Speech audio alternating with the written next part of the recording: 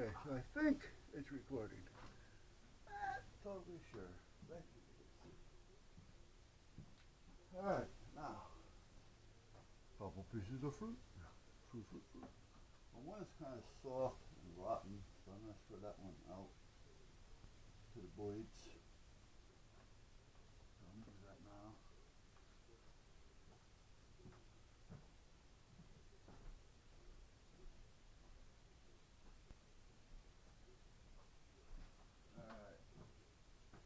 Alright, I'm going to tell you two stories in one. How's that? So, let me totally confuse you. I said this once before. However, yeah, there's that however, got in the way because of camera difficulties. So, going back, I'm going to say 2 weeks now. My wife gets an email. First of all, she handles all my accounts. You know, as far as my bill paying, my income, and my check-ins, my savings, she handles all that. I don't have time for that. And she likes, I don't know if she likes it or not, but it appears she likes playing with numbers, especially with dollar signs. However, she gets an email from the loan company that I have the van loan with. And the payment on that is $321 a month. So since I bought the van, I don't know, what's that, 3 years? Been paying. And as a rule, we're always about a week or so ahead of time. If you pay it too far ahead, they count it as a second payment of that month.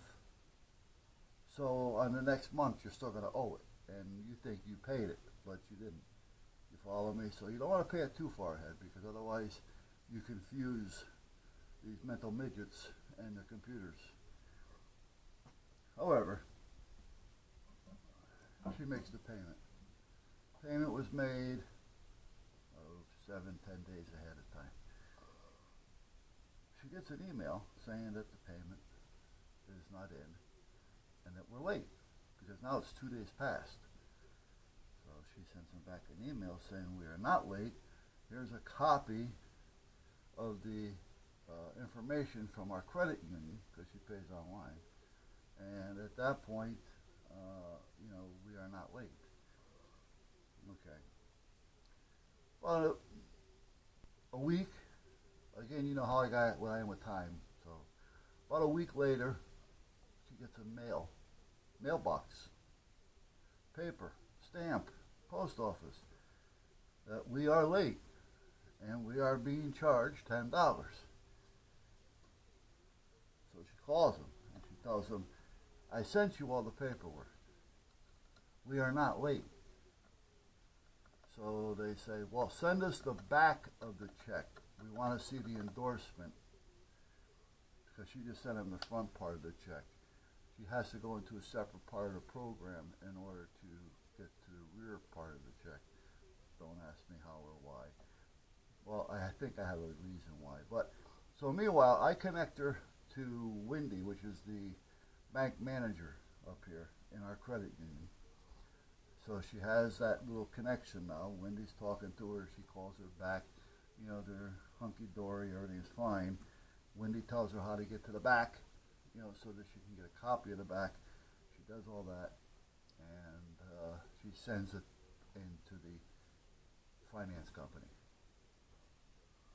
Finance company gets back to her saying that that's not their endorsement, and that they don't deal with TD Bank.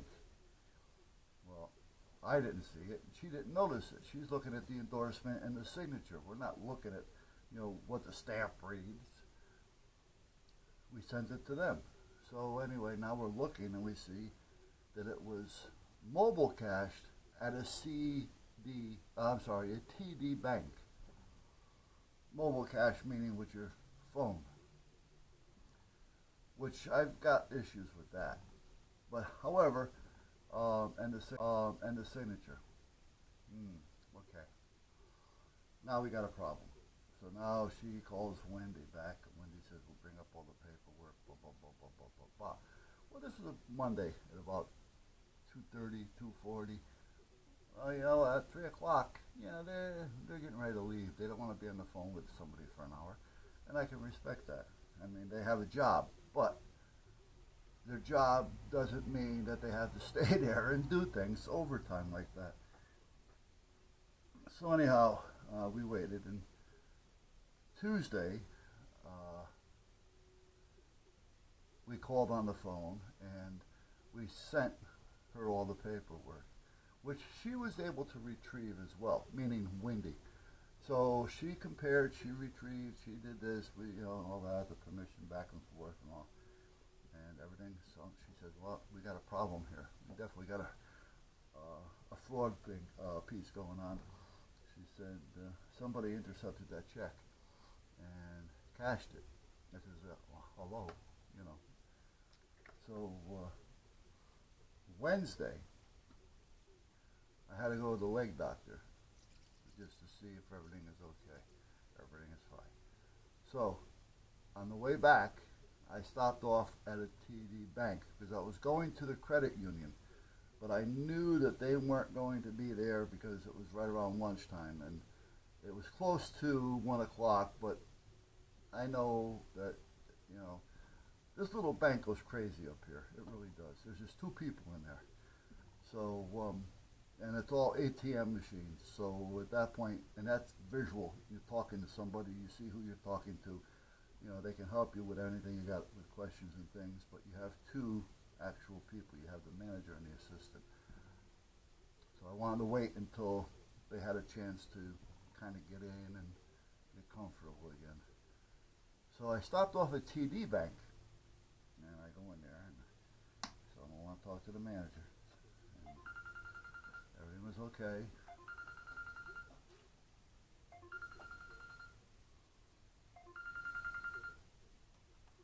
Hello?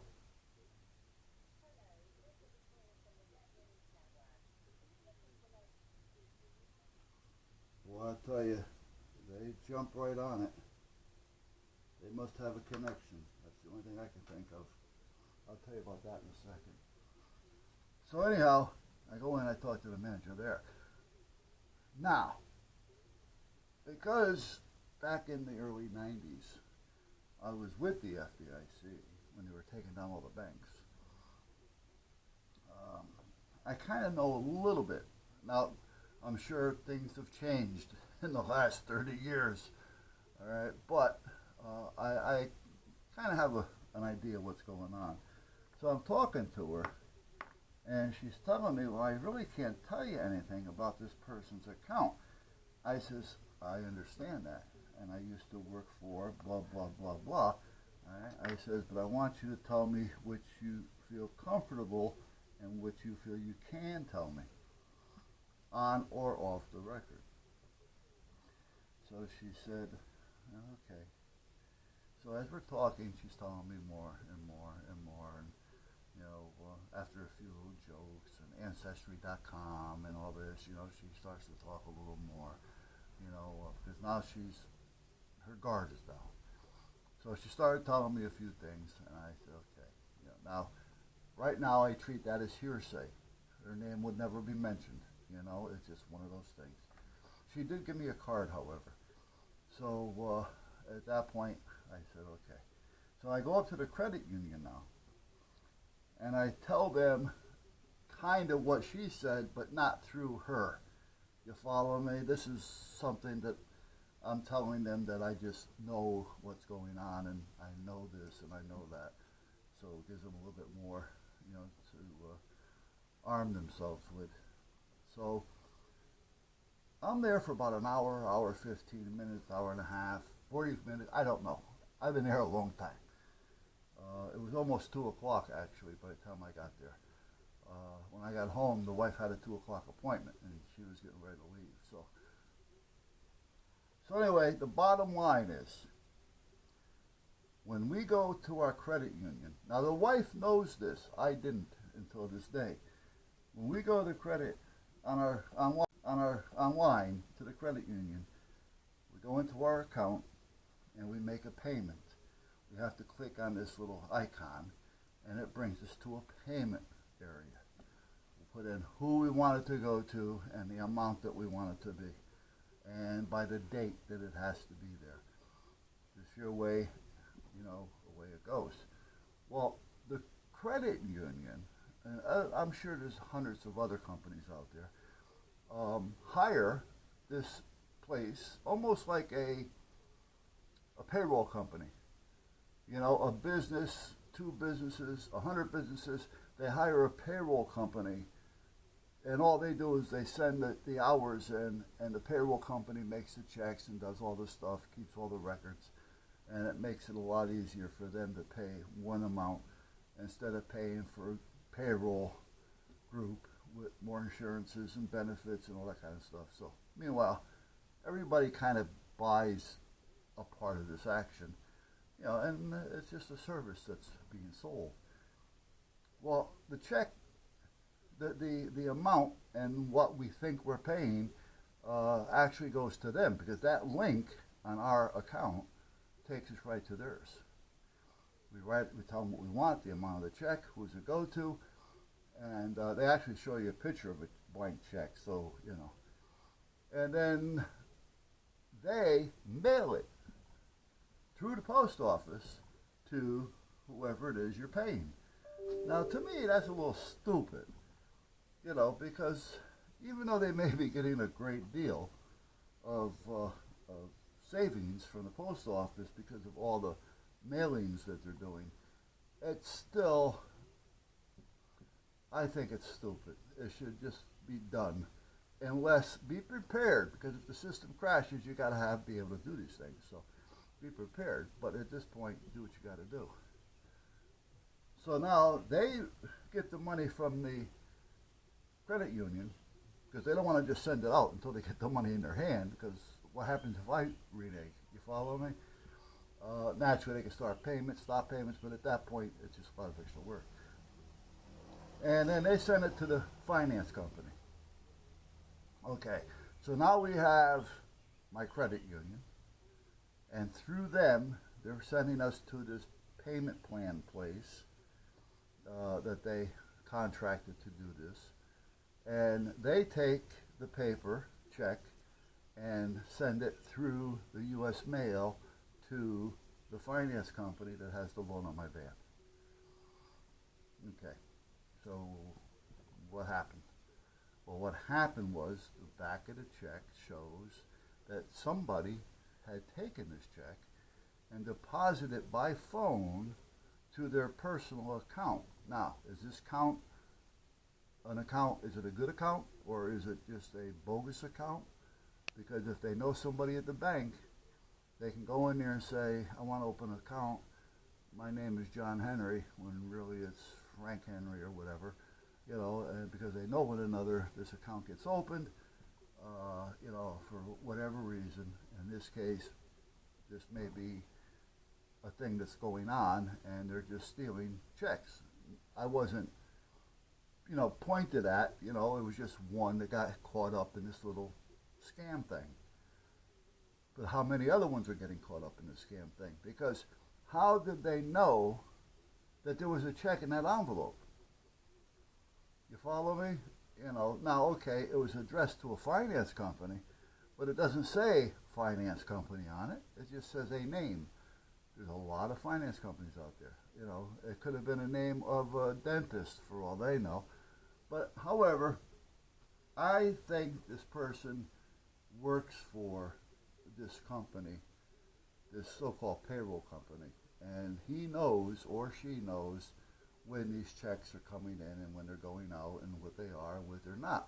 So, this one goes to the mailbox, to the mailbox, to the mailbox, to my pocket. Mailbox, mailbox, mailbox, pocket.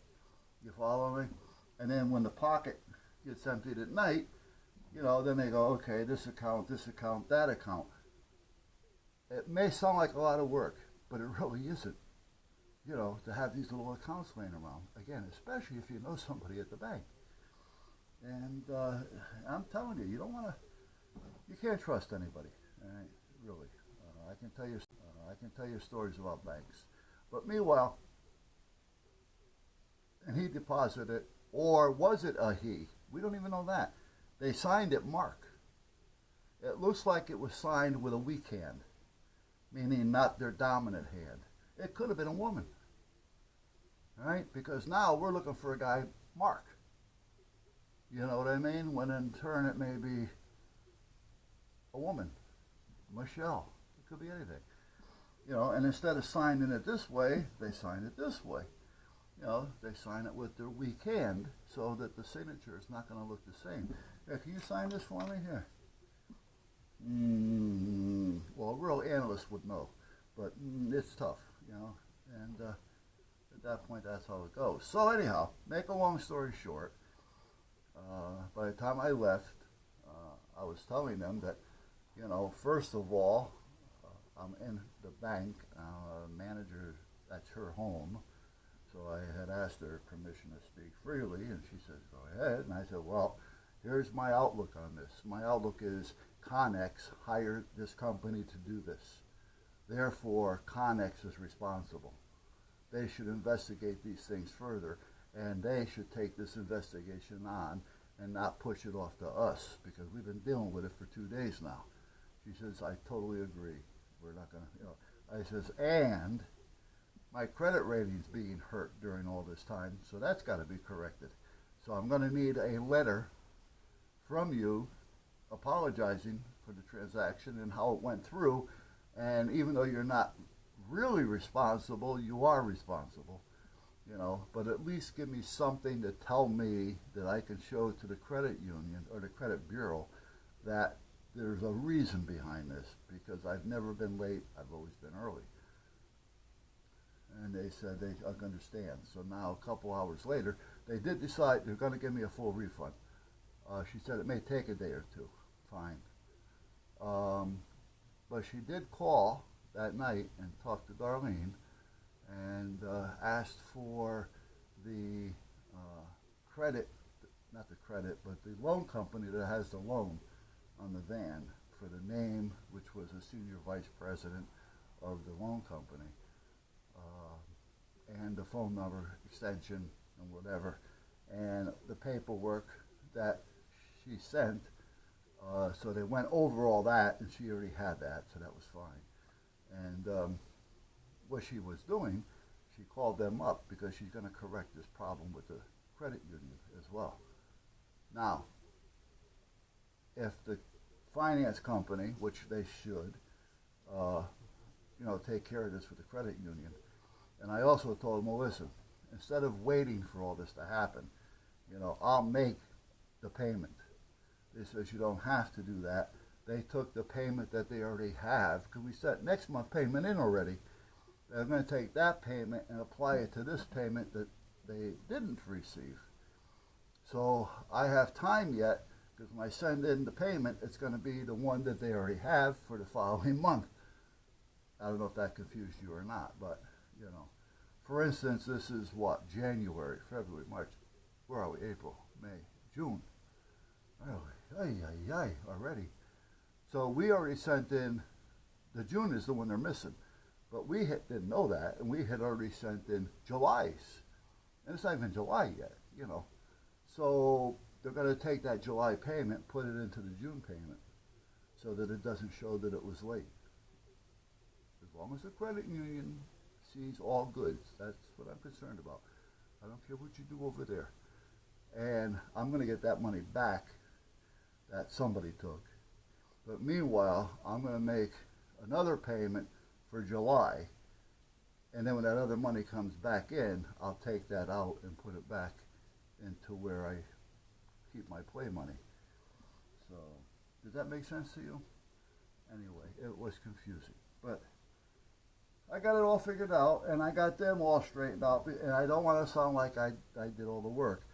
They did a lot on the phone, but when I first went in there, and I was talking to this woman in there, because Wendy was busy, and I'm telling her this story, she was telling me she's confused. And I had it laid out in paper, and Darlene had notes on it. So, I mean, it was, if I laid it out to you guys, like I just laid it out to her, it would take a little longer. However, it was basically, you go to the bathroom, you drop your pants, you sit on the toilet, you take care of your problems, you get up, you wipe your ass, put your pants back on, you wash your hands, bring the paper towel with you so when you open the door, you're not touching the doorknob with your hands that you just washed. And once the door is open, you throw the paper towel in the trash, and you let the door hit you in the ass on the way out. Simple. So anyway, that's what happened there. On talk.